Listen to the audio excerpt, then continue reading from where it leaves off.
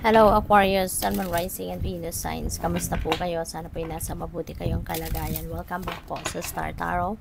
Kung bago po kayo dito, welcome din po kayo. Please subscribe, like, share, and leave me a comment po kung naka-resonate kayo. Thank you. So, first message ninyo is for general life. So, High Priestess, this is an invitation for you, reminder, at the same time para sa inyo na makinig kayo lagi sa inyong intuition at hindi lang matapos sa pakikinig, kundi sundin ninyo, i-apply ninyo sa buhay ninyo yung mga mensahe, guidance na binigay sa inyo ng Divine Universe. Yung mga na narinig ninyo, no, na mensahe ng universe para sa inyo, gamitin ninyo yon, no? I-apply ninyo yan sa mga pangyayari sa buhay ninyo. Okay? So, for money, career, and finances, we have Knight of Cups. Maganda, may offer, no? Pwedeng merong mag-o-offer sa inyo dito ng bagong trabaho, bagong business opportunity, merong mag-o-offer sa inyo dito ng bagong career change, career path, bagong negosyo. So, maaaring may mga ganong ganap dito for some of you, Aquarius. Kaya, this is exciting, no?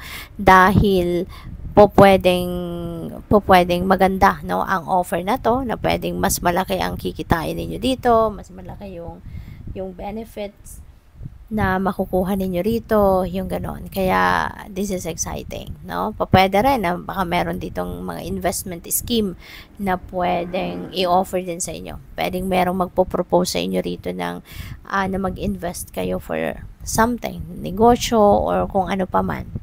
So, pagdating naman sa inyong relationships, we have 6 of Cups. Wow, Aquarius.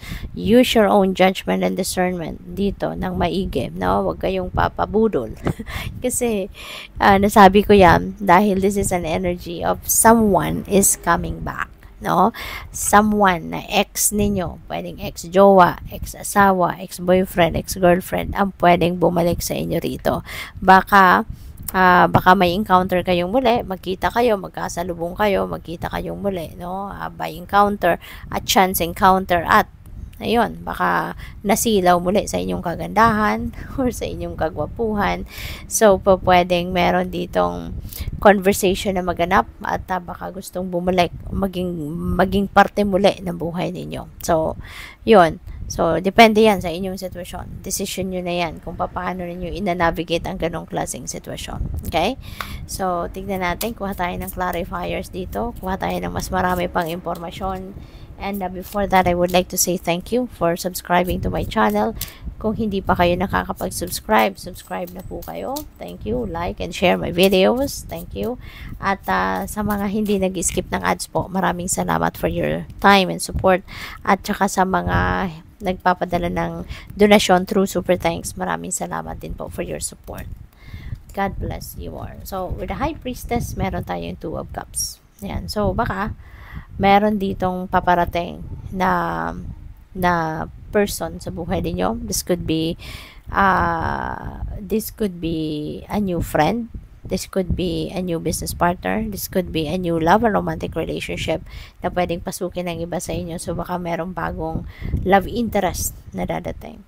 And since meron tayong magbabalik dito, so, mag-iingat kayo dyan. Kaya depende sa kung ano ang naging, paano naputo lang inyong relasyon in the past, no? Kasi baka talagang bumalik siya. And for some of you, baka entertainin, no? Para sa iba sa inyo, no? Hindi para sa lahat.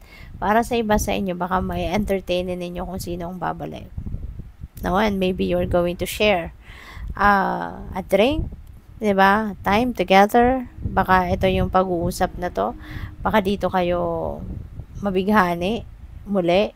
So, depende sa inyong sitwasyon. But, there is a new partnership, no, na pwedeng mabuo rito between you and another person. So, pwedeng yung magbabalik, or pwedeng bago, someone new, pwedeng bagong kaibigan, or bagong business partner. So, depende sa inyong sitwasyon.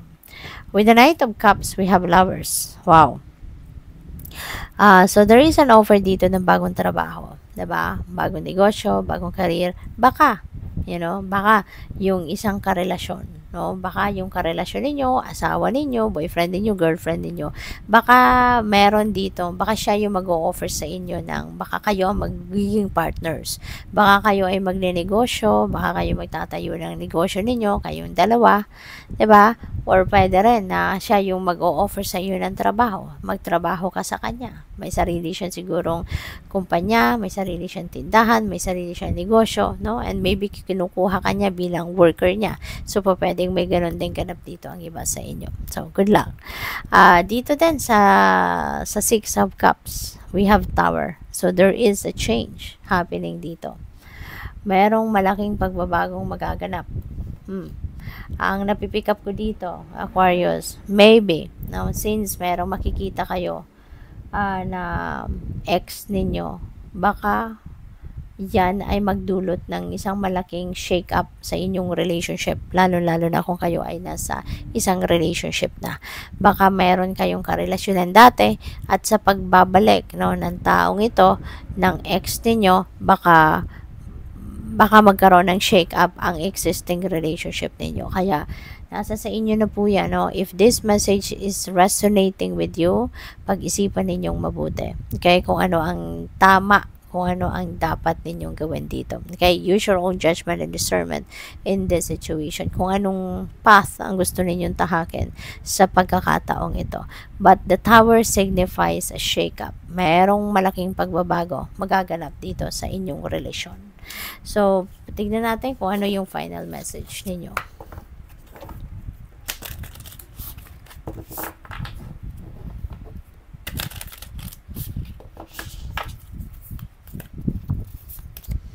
So, we have magical manifestation. Wow. So, napakaganda. Kasi, nandito kayo sa puntong meron kayong extra spiritual power to manifest whatever it is that you want to manifest in your life.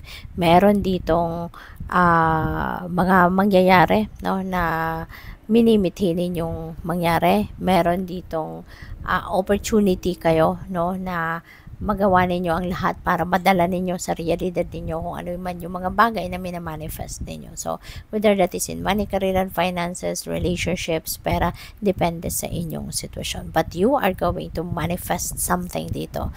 At maaring yan ay mga dreams ninyo, maaring yan ay mga wishes ninyo. So, good luck. Thank you for watching. Love and light. Namaste.